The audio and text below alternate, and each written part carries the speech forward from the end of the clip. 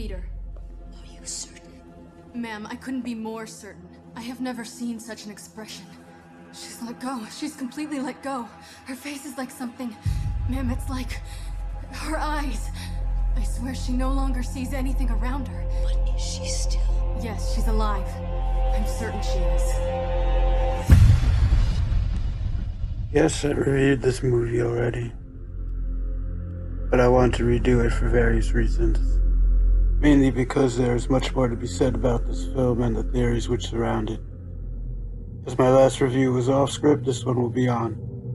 This movie often comes to mind for me while debating religion and politics, as well as conspiracy. Hope this video doesn't anger anyone. I know the subject matter may be controversial. Just remember, it's only entertainment.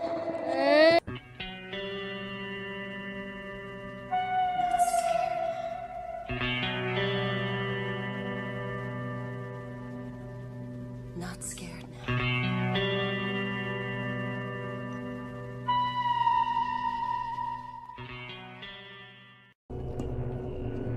Martyrs is based on theories surrounding disassociation and psychosis, as well as spiritual enlightenment and astral projection through extreme pain and suffering. When a person is subjected to a great deal of pain, their mind is forced to shut off or disassociate from reality. They begin to see things that aren't there, hear voices, and develop splits in their personality. For psychosis, they become extremely vulnerable to outside influences and mind control. MKUltra was a CIA mind control program in which used, and as many speculate, continue to use, these types of methods in developing mind control slaves. However, mind control slaves are not martyrs. They are victims.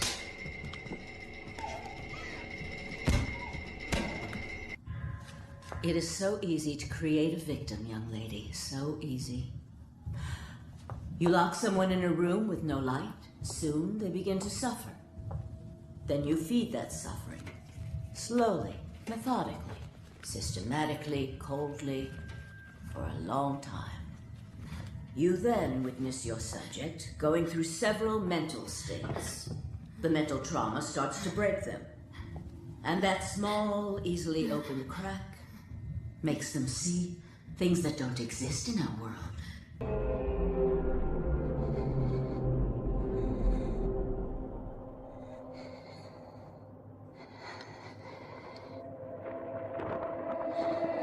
Martyrs are very special people, they say. They can endure and see through the pain to the other side, to the face of God, or whatever it is that awaits us beyond. Throughout history, there have been many examples of religious folk and their experimentations with spiritual enlightenment through pain. All one needs to do is visit the Catholic Church, view all the many martyrs plastered upon their walls in celebration of their sacrifice. All religions call for some kind of sacrifice, some kind of pain.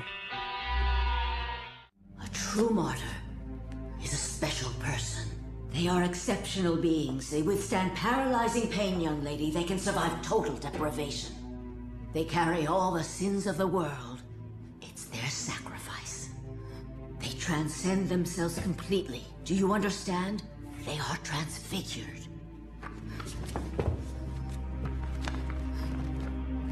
Longsheng Province in 1912. She didn't believe in God.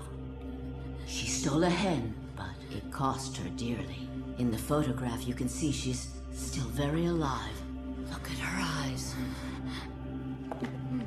Joan Lucette, 1945. This woman was a grocer who slept with a Nazi. Her fellow Frenchmen didn't care for that, and so she had to pay. Look at her eyes. She was still alive. 1960, a hospital in Birmingham. Just an ordinary young housewife. An atheist, riddled with terminal cancer. Morphine had lost its effect for her. Her eyes tell the story.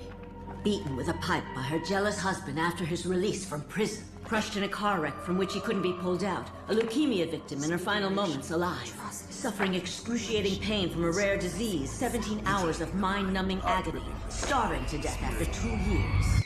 You know, every one of them was the same. Each one of them was still alive when they were photographed. No one can try to tell me that the concept of martyrdom was strictly an invention of the religious. We tried everything, even with children. And we've proven that it's women that are much more responsive to transfiguration. Yes, young women. That's how it is.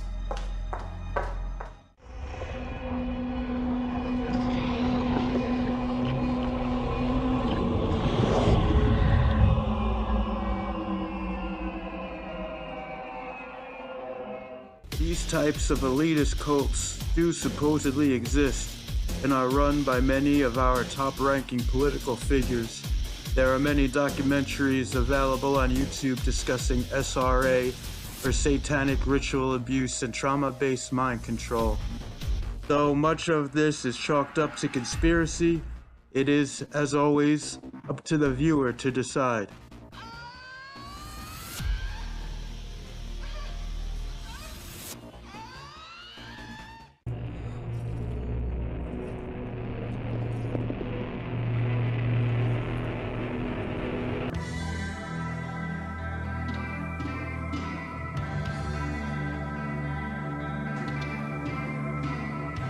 There's much more to be said about this film. I just wanted to keep it simple for now. As for my review, well, I obviously love this film. It is a heavy movie and leaves you with not only a long-lasting impression, but much to consider of discussion surfacing around religion and mind control in particular. It is a very disturbing and brutal film. I highly recommend seeing it if you haven't already. I'm JJ Decay. Thanks for watching. Yesterday afternoon, in this very house, at around 12:15, Ana Asawi became a martyr. Let us take a moment to pay our respects. Ana Asawi is a rare individual. In our 17 years of research, Ana is only the 4th person to have attained that stage. And the first, yes my friends, the first one to have reported what she has seen there. Between 12:15 and 2:30 p.m., Miss Ana Asawi saw beyond death into the other world. You heard me correctly. Her state of ecstasy lasted 2 hours and 15 minutes. This was not a near-death experience. There's no doubt that her martyrdom was authentic. At 2:30 p.m., she came out of this state. At 3:05, Ana spoke. At this moment, she is still alive, although no longer communicating. Ms. Defarge heard her full testimony. And my friends, this testimony will be shared with you in just a few moments. Yesterday afternoon, in this very house, at around 12:15, Ana Asawi became a martyr. Let us take a moment to pay our respects.